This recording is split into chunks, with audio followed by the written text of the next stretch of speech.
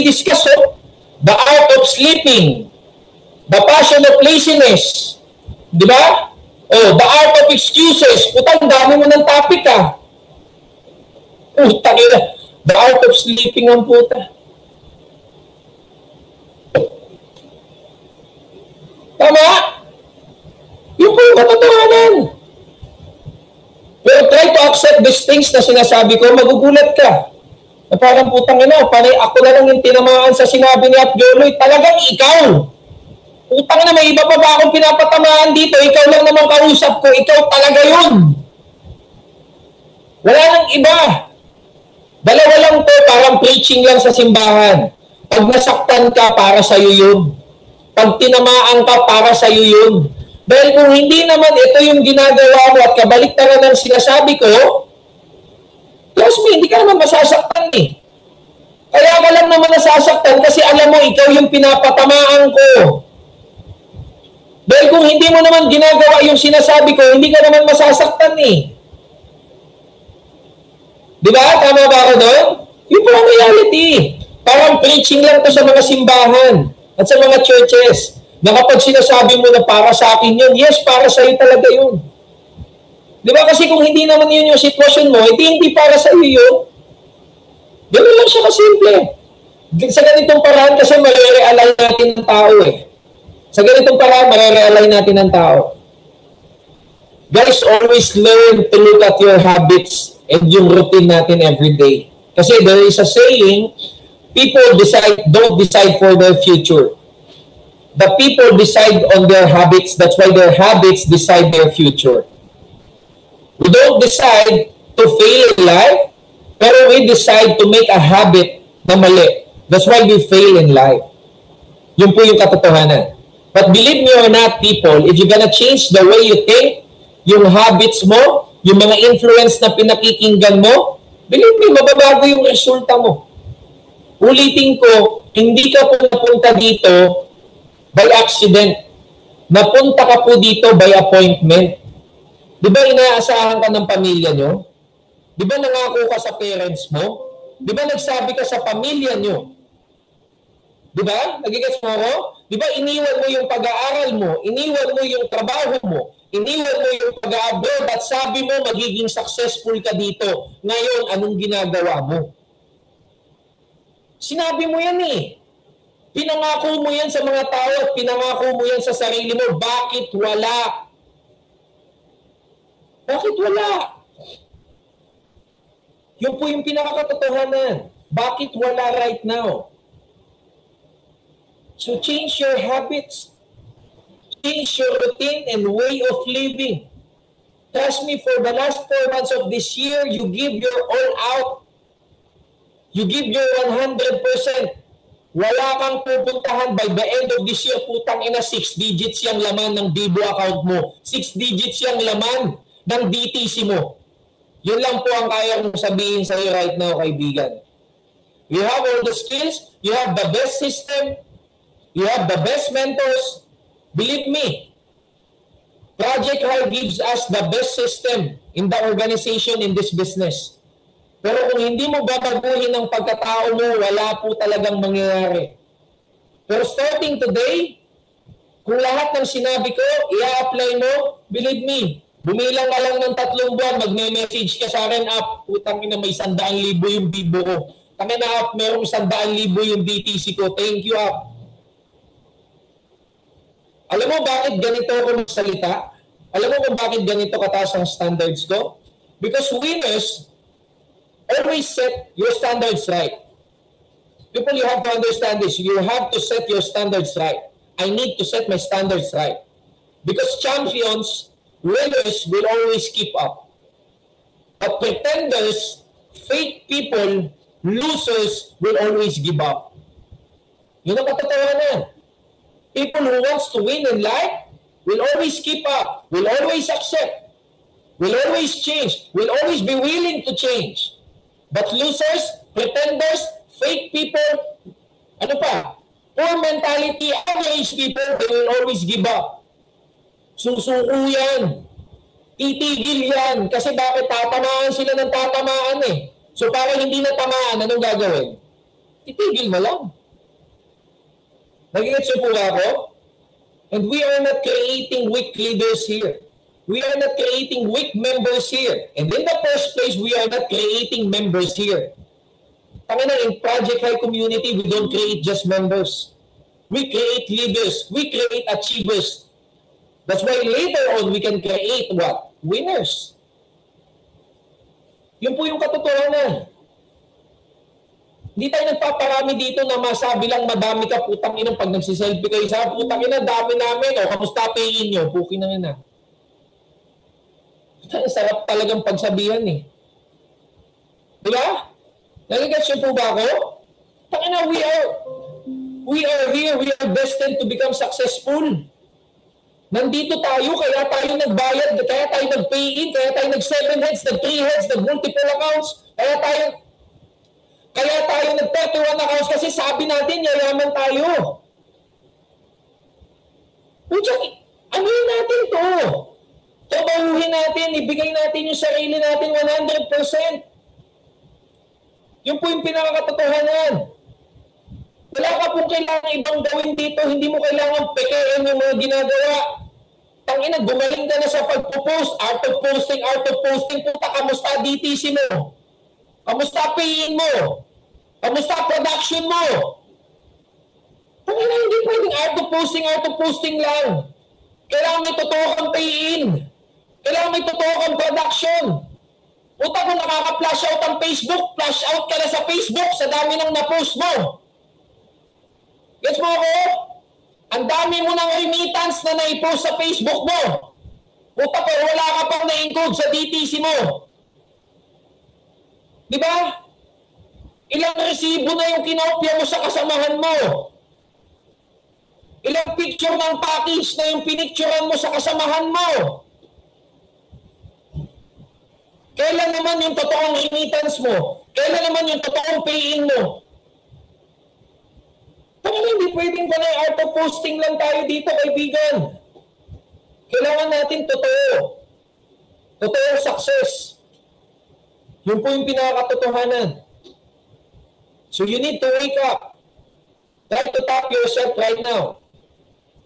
Whoever you are, kahit ano pang pangalan mo, try to tap your shoulders right now.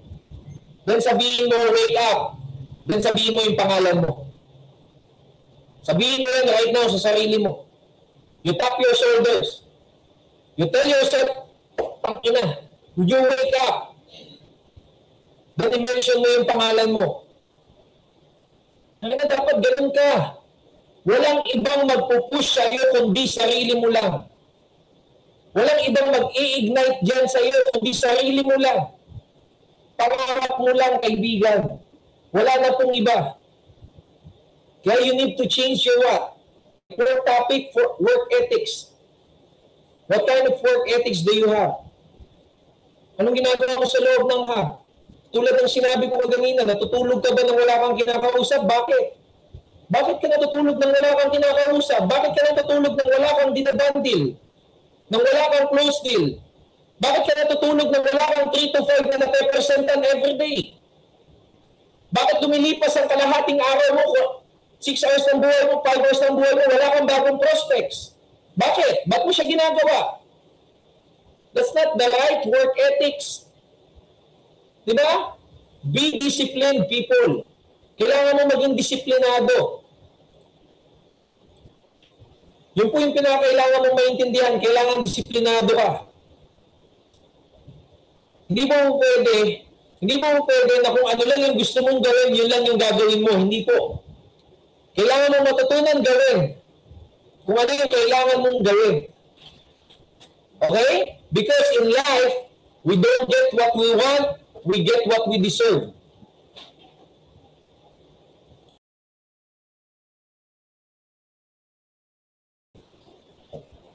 Yun po yung pinakakatotohanan. Ulitin ko, in life, we don't get what we want, we get what we deserve. Makukuha lang natin yan pag tama ang work ethics natin. Because sabi nga ng mga successful na tao, your greatest asset in life is your work ethics. Are you learning, people? Are you getting something from me tonight? Meron bang pagbabago kayong nararamdaman habang pinakikinggan ninyo ako?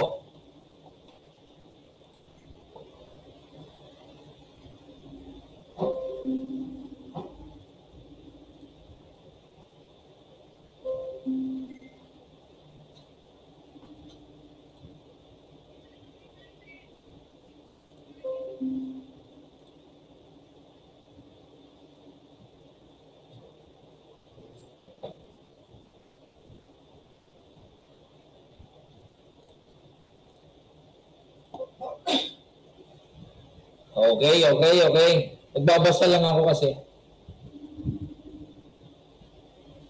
Happy birthday yung puta.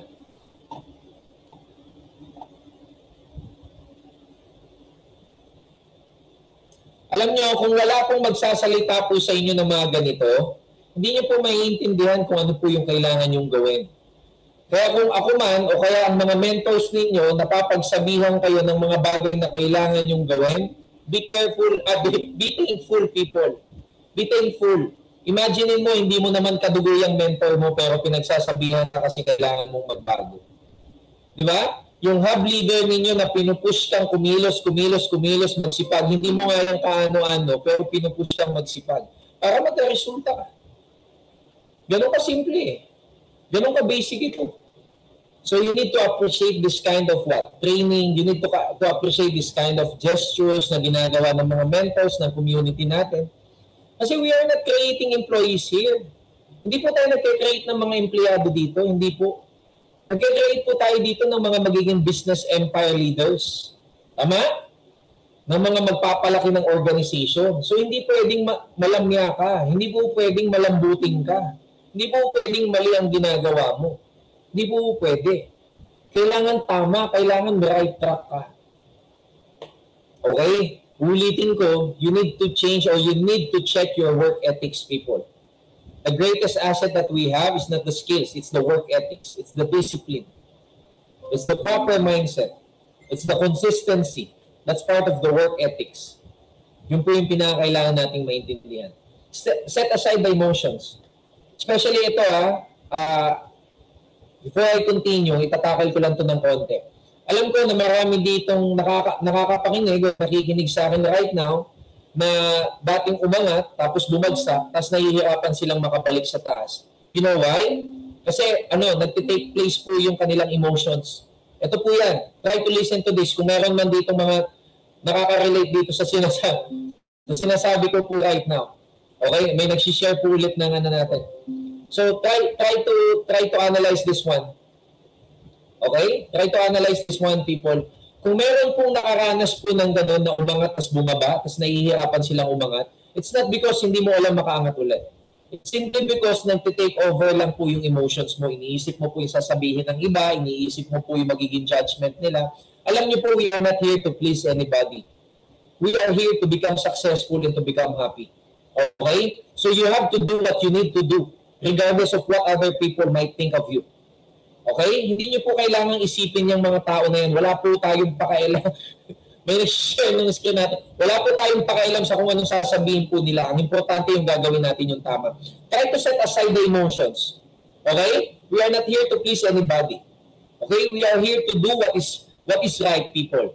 So, ang kailangan nyo po maintindihan, ang kailangan po nating maintindihan lahat, kailangan lang po nating ulitin kung ano yung eksaktong ginawa natin dati, para makabalik tayo dun sa dati nating napuntahan. Kasi, if you know the process, listen to this. If you know the process, you can always repeat the results over and over and over again. So I'm telling you right now, if you're listening to me right now, and you've come to the point sa buhay mo na parang nadadown ka, at sa tingin mo parang hindi ka na ulit makabangon, maybe I will become the first person to tell you, pero listen to this. This is the truth. Kalimutan mo lahat ng judgment ng kahit na sinong tao. You get on your feet. You do what you need to do. Kumilos ka, kumausap ka, humataw ka. Kung kinakailangan umakyat ka ulit sa ladder ng success, sa pinakababa ka magsisimula, gawin mo. Kalimutan mo lahat ng kahit na anong meron ka. Yun lang po yung pinakakatotohanan. Acceptance is always the key. Para makabalik ka ulit sa taas, i-accept mo lang na magsisimula ka ulit sa baba. Trust me, magugulat ka na lang, nandun ka na ulit. Okay? there's a podcast I've watched recently na sabi po nung speaker doon, sabi nila, you try, then you fail, at least you learn. Tama? Then the second time, you try, again you fail, but at least you learn. Tama ba? Pero the third time, you try, and at the end, you will win. That's it. There's no such thing as overnight. Yun po yung katotohanan. Hindi po porket nag-fail ka, failure na. All kinds of failure or all kinds of what? Disappointments are all feedbacks. Sabihin mo yan sa sarili mo. Lahat po ng nangyayari sa atin, tawag dyan feedback. Feedback sa actions na ginawa natin. Feedback sa vibrations na nirelease natin. Lahat yan, feedback yan. Hindi yan failure. Feedback ang tawag dyan. So, pag hindi mo gusto ang feedback na nakuha mo, the next time, baguhin mo yung ginagawa mo para yung gusto mong feedback yung makuha mo. Nagigets po ba ito? That's how you attain good success. That's how you attain what? Success and achievement sa ginagawa natin. So, ulitin ko, I'm talking to these people right now. I know that you are here right now. I know that you are listening to me right now.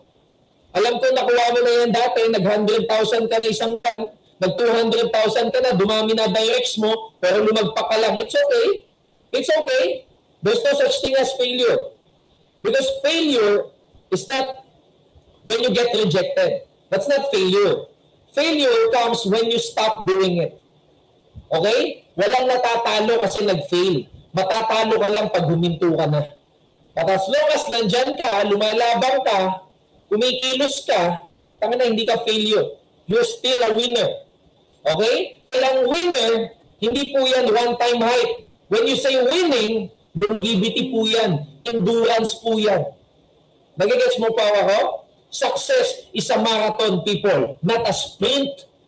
Hindi mo pwedeng sabihin na successful ka kasi one time nag 1 million ka, one time nag 100,000 ka, one time nagkalahating million ka, then the next one, wala na. Hindi po yan.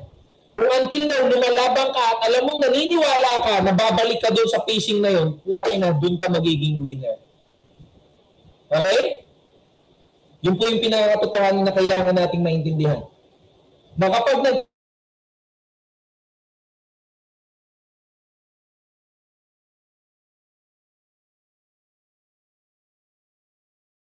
no, success comes when you know how to accept failure and bounce back from your what? Rejections in life na nakukuha. Ibig sabihin pala, success din pala yun na marunong ka magtanggap ng failure mo. Yes! The moment you know how to accept defeat and bounce back from it, that is success, people. Because not everybody can do that. Hindi lahat ng tao kayang bumalik sa pagkabagsak.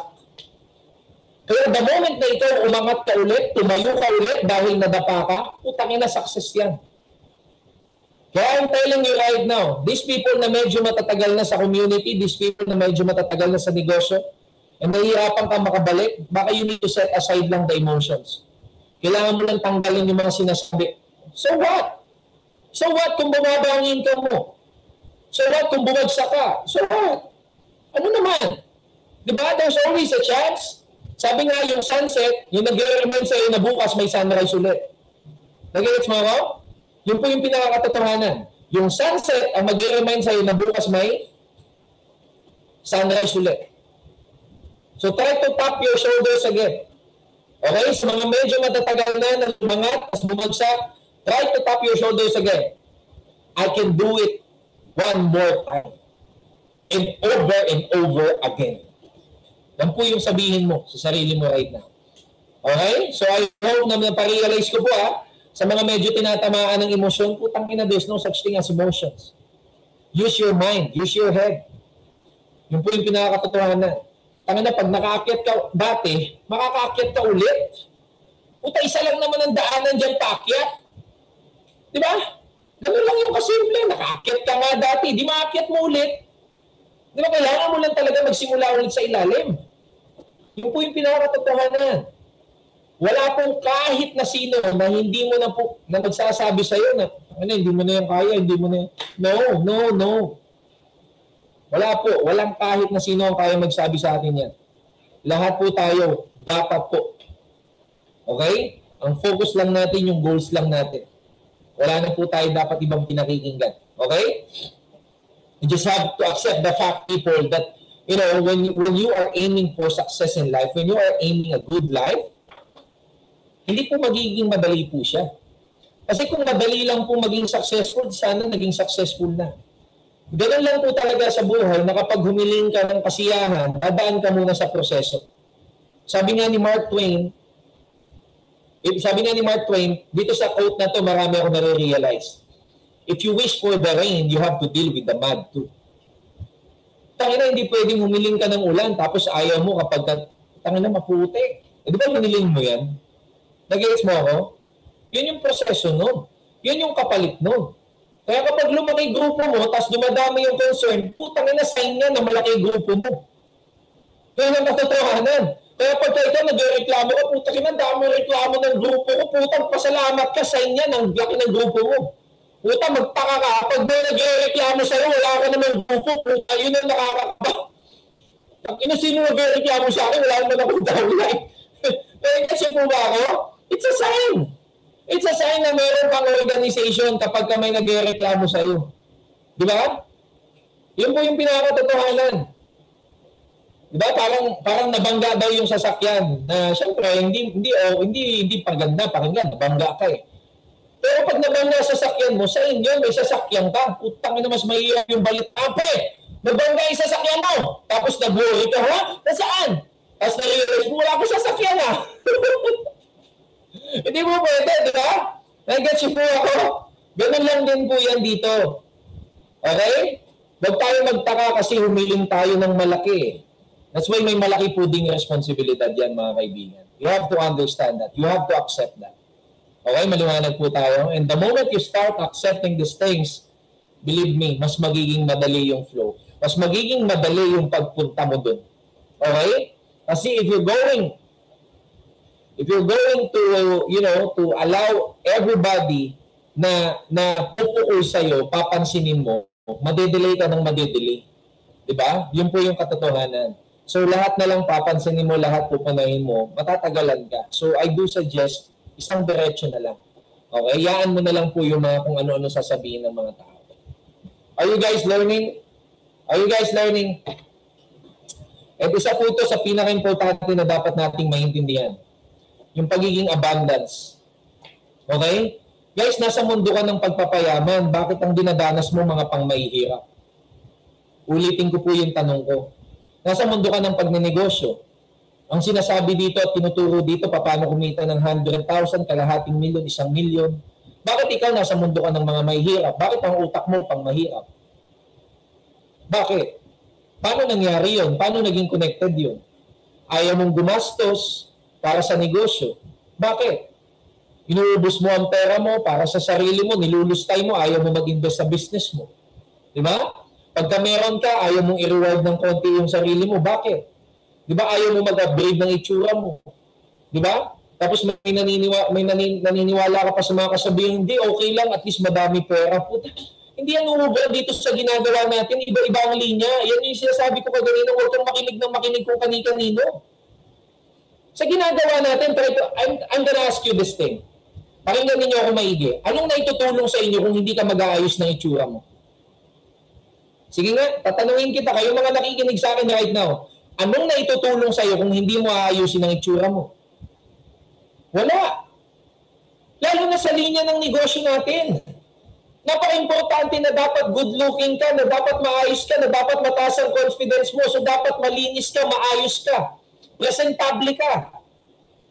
Nagigets mo po ba ako? Huwag niyo po gawahin yung mga kung ano-anong sinasabi niyo na bakit may kilala po ako, may mga building po yan, pero nakasando lang. Putang ina, may building ka ba? Ha? Chinese ka ba? Nagigets mo po ba ako? Hindi niyo yan pwedeng isama sa prinsipyo ninyo dahil iba-iba ang linya natin. Nagigets niyo po ba ako? Hindi siya po pwedeng i-apply dito. Magkakaiba po tayo. Kailangan dito sa linya ng negosyo natin, maayos ang itsura natin. Kailangan may abundance mentality tayo. Art of war po yan eh. Di ba? For example, ikaw nagsisimula ka pa. Sinong maniniwala sa'yo kung ayaw mo ayusin itsura mo? Art of war yan eh. You act weak when you are strong. You act strong when you are weak. Nagsisimula ka, mahina ka. Tama? Kasi wala kang resulta. Then you act strong. Ipakita mo sa mga tao, okay ka. Ganun talaga eh. Art of war yan. Nalilasin po ba ako? Kaya tigil-tigilan niyo po yung kakasabi ng hindi ko kailangan to, hindi ko... Puta, kailangan mo yan. Di ba? So ngayon, you need to experience these things, level up. Kung tawagin natin, you need to level up yourself. Hindi na magle-level up ang income mo pag ayaw mo nang i-level up yung sarili mo. Ulitin ko yung sinabi ko, hindi na magle-level up ang itsura mo, ang income mo, pag ayaw mo nang i-level up yung sarili mo. Di ba? Kaya ngayon, first 1 million mo, hindi na nadagdagan eh. Hindi na nagkaroon ng second, hindi na nagkaroon ng third, ng fourth, ng fifth. Kasi ayaw mo naman mag-level up eh. So try to level up yourself. Ganun po talaga. Kasi law of provision yan. Kaya ka nga binigyan para gastusin yan, di ba? Sa tama.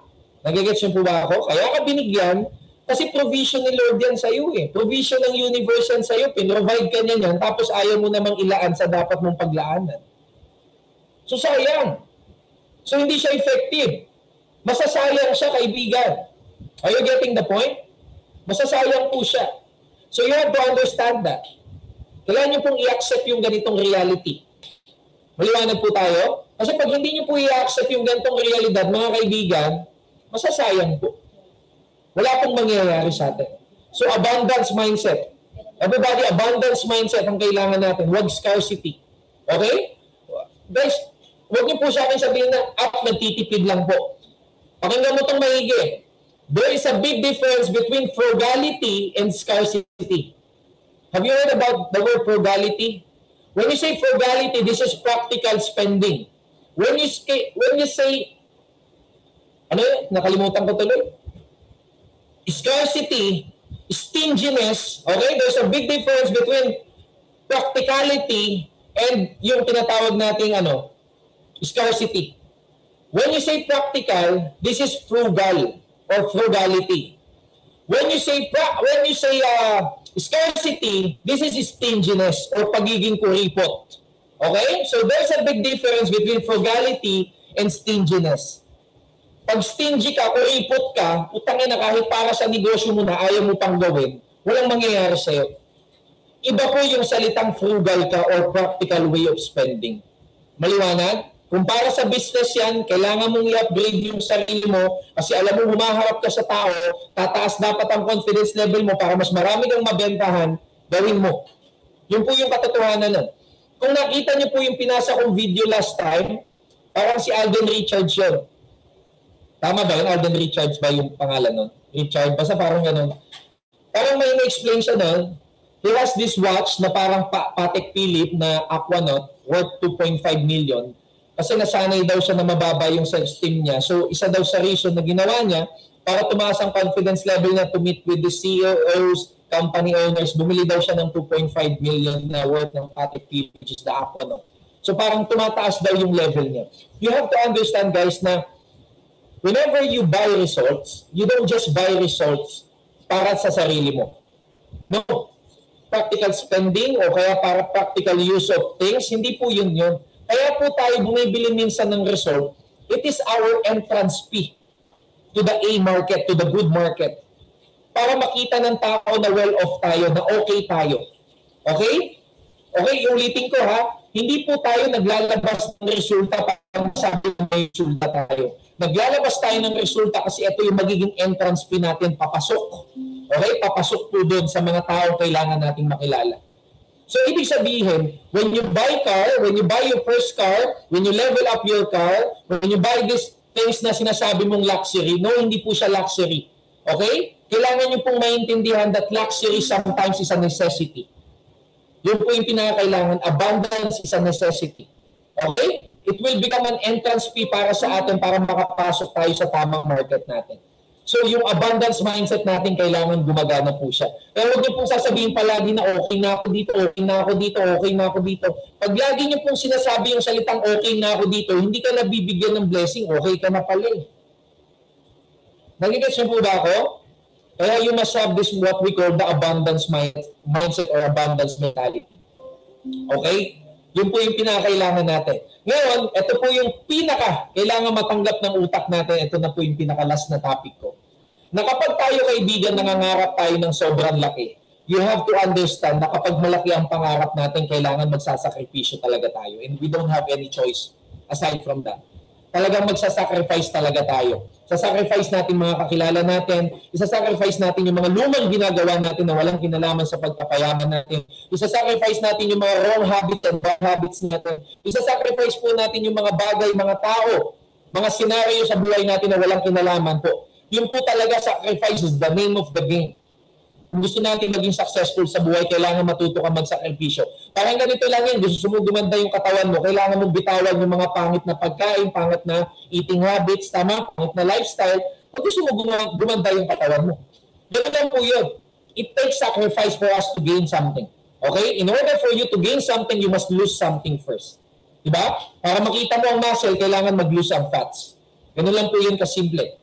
Sacrifice is the name of the game. Number 2, you will have few friends, few associates. Yun po yung katotohanan. Lalo na yung mga luma mong kakilala na walang kinalaman sa pag-asenso, mawawala sila sa buhay mo, and even family. Yun po yung katotohanan. And you have to understand that. You don't have to explain yourself to anybody. Lalong-lalo na po sa mga taong hindi po nangangarap. Okay? Because if you're going to explain yourself to these people na hindi nangangarap, it will just show up as if you are bragging them.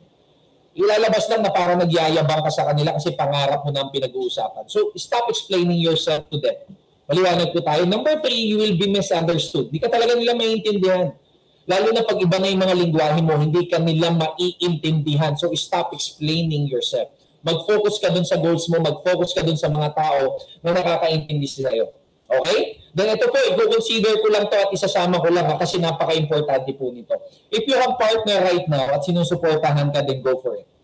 Pero pag may partner ka right now na hindi ka sinusuportahan, you have to think of it right now, as early as now, as fucking early as now, I'm telling you right now. Kasi you need to understand na in success, you only have 2 choices. Number 1, you have a supportive partner. Number 2, you don't have a partner at all. There's no in-between. Trust me, there's no in-between. If the people really love you, they will support you. Yun po yung katotohanan. You have to understand that. Kasama po sa sakripisyo yan na kailangan mo matanggap. You cannot have the things in life all at the same time. Kung sa tingin mo, hindi nakakatulong, wala ka pong choice. Kung sa tingin mo, hindi ka maiintindihan, wala ka po talagang choice. Ganun po talaga, it's either you sacrifice your career or so you sacrifice your personal relationship. That's the end point. Wala pong kasunod yan. Wala pong susunod na option na isasabihin ko po. You have to understand these things. Ulitin ko, it's either you have a supportive partner or you don't have a partner at all. There's no in-between. Diba? Success is like a pregnancy. Ulitin ko, success is like a pregnancy. It's either you are pregnant or you are not pregnant. Walang in-between yan. Walang medyo buntis. Tama? Oh, kamusta yung ano mo? Yung ano mo, pregnancy test mo, ito, medyo buntis nga eh. Putang ina, medyo buntis. Putang ina, walang medyo buntis. Buntis lang o kaya hindi buntis. Nagigets mo ako? Parang ganun din ang success. Magiging successful ka o hindi ka magiging successful. So you have to consider the things and the people na iaalaw mo sa buhay mo. Yun po yung pinakakatotohanan. I have to talk about these things kasi kailangan niyo po itong maintindihan as early as now. Kaya kung meron ka pong mga partner sa buhay, kasama sa buhay ng mga tao na hindi naiintindihan yung ginagawa mo, you have to stay away from them. You need to stay away from these people. Yun po yung pinakakatotohanan. I-sacrifice mo talaga yan. Wala ka po talaga pong choice dyan.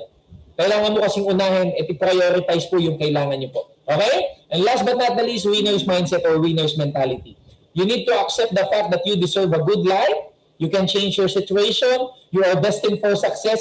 And you are capable of learning things. Winner's mentality. Yun po yung pinakatatandaan nyo. Ulitin ko, you deserve a good life. You can change your situation. You are destined for success. And you can learn new things. Tanggapin mo po yan sa sarili mo. That's how you can become a champion in life. Maliwanag po tayo? So wala na po ako masyado pong gustong sabihin sa inyo kasi sabi ko nga po, I'm not here to teach you skills. I'm not here to teach you system. What I'm just trying to do right now, people, is to remind you of what you are capable of. I'm just here to remind you ano po talaga yung pinakaunang dahilan nyo ba't ba kayo sumama dito. Wala po ako kahit na anong gustong ituro sa inyo maliban po dun sa i-remind kayo na kayo ay magagaling, matatalino, magaganda, mga gwapo, and you deserve a good life. Yun po yung pinakakatotohanan. Ito yung lagi kong sinasabi sa lahat ng tinetraining ko. It doesn't matter who you are and where you're from because what really matters in life is what we decided to become. Okay? So I hope that everybody was reminded of how good they are and how capable they are of becoming successful.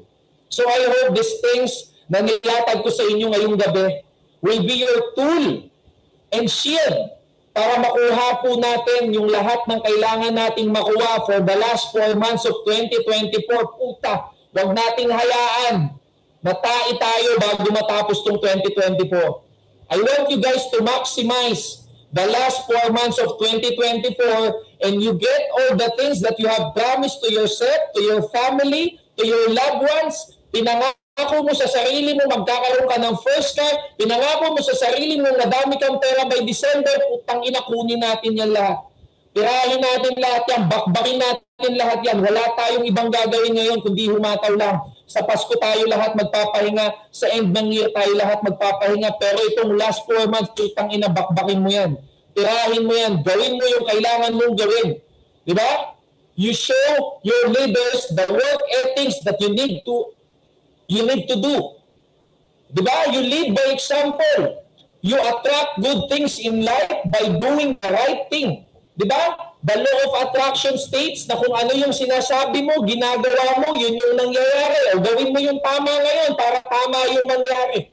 Maliwanag tayo? Kaya with that guys, thank you so much. Puta, hindi tayo nabawasan. Hanggang sa 500 lang tayo, pinakamababa. Congratulations sa 500 attendees natin, 500 full-timers natin. I will expect so much from you people. Gusto ko ng mga message na ma-receive sa inyo by this December at sasabihin nyo, putang ina-apply. In-apply ko. Ito ang resulta ko ngayon. Kaya thank you so much, Project High Community, digital leaders, and empire leaders. See you all at the top. Let's make it happen. Let's do this. Let's reach our goals by the end of this year. Thank you so much.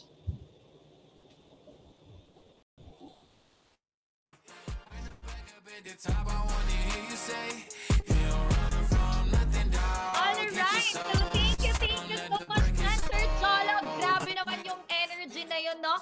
So yan, pasalamatan naman po natin sa comment section. And is it okay, Mentor Jolo, before ka pong umalis, makapag-take po muna tayo ng picture saglit.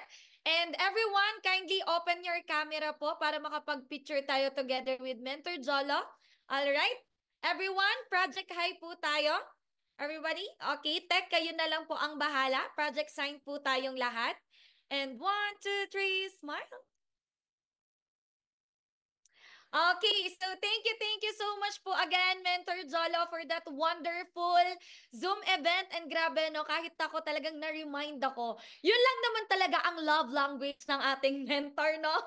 Yun talagang masindihan ka, talagang manggigil ka. And I know for sure, sana itong event na to is talagang hindi lang pumasok sa kabilang sa tenga tapos lumabas, no? Kailangan talagang i-apply pa rin natin kasi at the end of the day, kahit gaano pa kaganda yung tinuturo sa atin ng mga mentors natin, if we're not gonna apply it, wala din siyang sense, 'di ba? But before you guys leave, okay lang po ba may rally po muna tayo para meron kayong idea sa mga ilulook forward nyo pa po ng event. So Tech, kindly share our poster for our future events kasi madami po tayong mga future events and I know kung sa ganitong event madami kayong natutunan. Eto pa guys, of course, ito po ay sa isang araw, September 13, Friday, 10 o'clock p.m. So the Greatness Guide and our sharer will be, ayan, JR Dimitelar. And of course, our main speaker, Mr. Sandro Carlos, and our sharer also is Rochelle Yanto. Okay? Next po, 10 o'clock p.m. po yan, guys. Ayan, next pa po na event Ayan, eto, isa to sa pinaka nakaka-excite guys. Magkakaroon po tayo ng Project System 4.0 one-on-one mentoring with the council and apprentice. So sino dito ang excited na 'di ba magkaroon ng one-on-one mentoring? Grabe guys, yung binibigay talaga na effort sa atin ng mga council and apprentices natin. Kaya dapat make sure mo talaga na kung may downlink ka pa na hindi pa nakakapag-subscribe, eto lang naman yung kanilang privilege, 'di ba? Once na nakapag-subscribe sila. Of course, kilala nyo naman ang councils natin, Mentor Don Bade, Mentor Xander Carlos, Miss Tanya Morales, Mr. Kim Lagrosa, Adrian Padilla, and Mr. Elman Pipano. And our apprentice, of course, si Miss Marie Trapist, Mentor Joler Ruelas, Mentor Binjon Bunagan, Mentor Laika Naninya, and Mentor Aldem Dimitelar. So, next po, ayan, kaya dapat guys ha, maging madami pa po tayo maging subscriber para magkaroon po sila ng privilege na makausap one-on-one mentoring itong ating mga council. And ito pa, grabe, sinong excited na dito? Of course, meron po tayong incentive back-to-back promo. And ito po ang batch 1 natin for Empire Builders. Meron po tayong trip to Boracay. So tingnan nyo na lang po dyan, meron po tayong, syempre kailangan level 3 finisher ka po. So ito po ay syempre kailangan mauna po agad. Makikita niyo naman sa poster kung ano po yung mga kailangan nating requirements. And of course, for digital leaders, yacht party naman po ito. Okay? So meron pa po pabuba tayong i-rally. Okay, so that's all everyone. Thank you so much everyone for your time and for your effort na tapusin talaga itong event natin.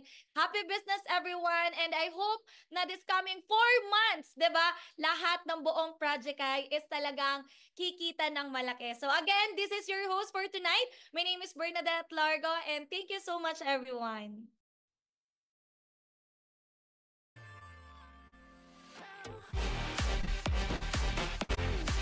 Recording stopped.